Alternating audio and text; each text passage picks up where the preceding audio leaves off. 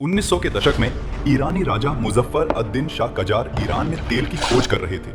कई महीनों तक खुदाई चली, लेकिन पेट्रोल तो छोड़ो, मट्टी तेल तक नहीं मिल रहा था। थक हार कर राजा ने एक British businessman William Knox D'Arcy को तेल ढूंढने का काम सौंपा। लेकिन मुफ्त में तो कोई काम करेगा नहीं, इसलिए दोनों के बीच मोल भाव हुआ और आखिरकार राजा ने कहा कि मैं तुम्हें ईरान की 80% जमीन देता हूँ, जहाँ चाहो वहाँ खोदो, बस शर्त इतनी है कि जो भी तेल निकलेगा उसमें मुझे 16% हिस्सा देना होगा, और वो भी अगले 60 साल तक। इस डील से राजा का सेनापति और जनता दोनों भड़क गए। इसी बीच 1907 में राजा की मृत्यु हो गई और गद्दी उनके बेटे मोहम्मद अली शाह को मिली। परंतु तेल की खुदाई रुकी नहीं। 1909 में ब्रिटिश मैन ने एंग्लो पर्शियन ऑयल कंपनी खोल दी और तेल की खुदाई धड़ाधड़ होने लगी। कुछ ही साल में तेल का कुआं मिल गया और तेल भका-भक निकल गया। ये समय प्रथम विश्व युद्ध का था, इसलिए ब्रिटेन सरकार अपने जहाजों के लिए तेल तलाश कर रही थी। तभी उसकी नजर ईरान पर पड़ी। ये लोकेशन दुश्मन देश टर्की पर निगरानी करने के लिए भी सही था और तेल तो मिल ही रहा था, इसलिए ब्रिटेन सरकार ने इस कंपनी में 51% हिस्सेदारी खरीद ली। अब कंपनी नहीं, ब्रिटेन खुद मालिक बन चुका था। अगर दुनिया में ईरान का 100 रुपए का तेल बिकता तो ईरान को सिर्फ 16 रुपए ही मिलता, बाकी सारा पैसा ब्रिटेन की जेब में जाता। इससे ईरान के विपक्षी नेता नाराज हो गए। जनता और सेनापति बगावत करने लगे और 1925 में ईरान का सेनापति रेजा शाह पहलवी अपने ही राजा का तख्ता पलट करके ईरान का राजा बन गया। उसने ब्रिटेन सरकार से मोल भाव किया और अब ईरान की हिस्सेदारी 20% हो गई। लेकिन अभी भी देश का खजाना ब्रिटेन के हाथ में था। 1925 में ईरान की धरती पर तेल की नदियां बह रही थीं, लेकिन जो तेल निकालने वाली एंग्लो पर्शियन ऑयल कंपनी थी उसमें ब्रिटेन की हिस्सेदारी थी, जिसके तहत अगर ब्रिटेन ईरान का 100 रुपए का तेल विदेशों में बेचता तो 80 रुपए अपने पास रखकर ईरान को 20 रुपए वाला लेमचूस दे देता। इस सौदे से ईरान की जनता नाराज थी, लेकिन ईरानी राजा रेजा शाह पहलवी जर्मनी से इंजीनियरों और वैज्ञानिकों की ईरान में भर्ती कर रहे थे। बहरहाल 1939 में जब द्वितीय विश्व युद्ध शुरू हुआ तो ईरान के राजा ने रूस और ब्रिटेन का साथ देने से साफ इनकार कर दिया। वो भारत की तरह गुटनिरपेक्ष थे, लेकिन जर्मनी से वैज्ञानिकों की भर्ती और तकनीकी मदद लेना जारी रखा। इससे ब्रिटेन को लगा कि आज ईरान जर्मनी से तकनीकी मदद ले रहा है, कल वो जर्मनी से मिलकर हम पर हमला न कर दे। डर के मारे ब्रिटेन ने ईरान के राजा से कहा कि अपने देश में जर्मन लोगों को निकाल दो, वरना अंजाम बुरा होगा। राजा ने जवाब दिया, हमारे देश के लोग धर्म के ठेकेदार जैसे कि मौलवी और मौलाना को अपना गुरु मानते हैं, लेकिन ये धर्म के ठेकेदार कभी भी हमारे देशवासियों को विज्ञान नहीं सिखाते। ये लोग उन्हें नमाज पढ़ना सिखाते हैं, जिसकी वजह से हमारे देश के अधिकतर लोग मौलवी या मौलाना तो बन जाते हैं, परंतु वैज्ञानिक नहीं बन पाते। किसी भी देश को तरक्की करने के लिए वैज्ञानिकों की जरूरत पड़ती है, धर्म के ठेकेदारों की नहीं। इसलिए मुझे मजबूरन जर्मनी से वैज्ञानिकों को अपने देश में लाना पड़ रहा है।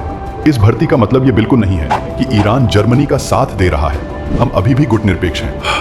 फिर ब्रिटेन ने ईरानी राजा पर बहुत दबाव डाला कि वो जर्मनी से तकनीकी मदद ना ले, लेकिन राजा कहाँ मानने वाला था। खिसियाए ब्रिटेन ने रूस के साथ मिलकर ईरान पर हमला करने का फैसला कर लिया और अचानक 1941 में ब्रिटिश सेना ने दक्षिण से और रूसी सेना ने उत्तर से ईरान पर धावा बोल दिया, जिससे ईरान की सेना चारों तरफ से घिर गई। कुछ ही दिनों में राजा को हार माननी पड़ी। फिर ब्रिटेन ने राजा को उठाकर साउथ अफ्रीका भेज दिया और उनके बेटे मोहम्मद रजा पहलवी को गद्दी पर बैठा दिया। इतना ही नहीं, एंग्लो पर्शियन ऑयल कंपनी का नाम बदलकर ब्रिटिश पेट्रोलियम रख दिया गया। अब ईरान की जनता और भी भड़क गई, क्योंकि ब्रिटेन अभी तक तो तेल के मुनाफे का 80% ही हड़प रहा था, लेकिन अब तो ईरान का राजा भी उनका प्यादा बन चुका था। मतलब अब ईरान का शासन खत्म और ब्रिटेन का राज शुरू। 1950 में ईरान में बहुत तेल निकल रहा था, लेकिन उस तेल का मालिक ब्रिटेन था। नतीजा ये हुआ कि तेल का खजाना होते हुए भी ईरानियों को अंग्रेजों की गुलामी करनी पड़ रही थी। अब धीरे धीरे ईरान में अंग्रेजों के खिलाफ बगावत शुरू हो गई थी। इस बगावत के मसीहा थे मोहम्मद मोसादेक। उन्होंने लोगों से सीधा सवाल किया कि ये अंग्रेज अपने आप को क्या समझते हैं? हमारे देश के तेल को विदेशों में बेचकर अरबों कमाते हैं और हमें क्या देते हैं? मुनाफे का सिर्फ 20%। मैं ये बर्दाश्त नहीं कर सकता कि अंग्रेज मलाई खाएं और हमें दूध भी न मिले। आप लोग अगले चुनाव में मुझे वोट दीजिए ताकि मैं ईरान का प्रधानमंत्री बन जाऊं और इन अंग्रेजों की बनाई हुई ऑयल कंपनी को उखाड़कर एक स्वदेशी कंपनी बनाऊं। साथ ही ईरान के सारे तेल के कुओं को राष्ट्रीय संपत्ति घोषित कर सकूं, ताकि दूध भी हमारा हो और मलाई भी हमारी हो। इसके बाद सभी लोगों ने मोसादेक को वोट दिया और 1951 में मोसादेक ईरान का प्रधानमंत्री बन गए। प्रधानमंत्री बनते ही उन्होंने सारे तेल के कुओं को राष्ट्रीय संपत्ति घोषित कर दिया।